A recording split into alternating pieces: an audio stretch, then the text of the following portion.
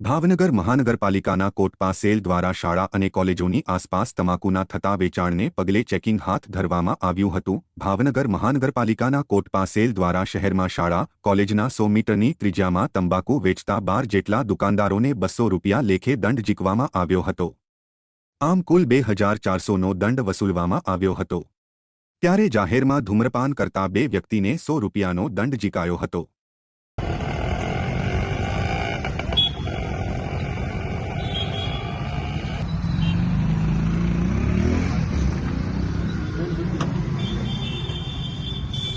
भाग ले जाना मुझे